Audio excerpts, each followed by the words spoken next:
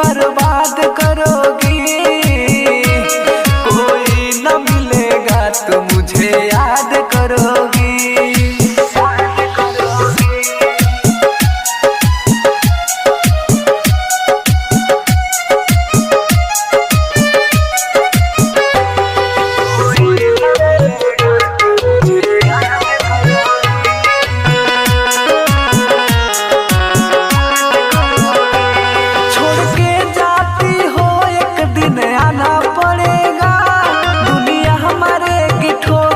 पछताना पड़ेगा,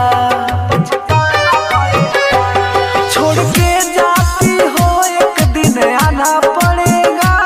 दुनिया हमारे की ठोकर पछताना पड़ेगा।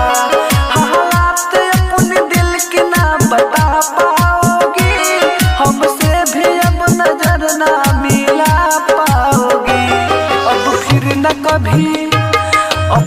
न कभी सूरत पे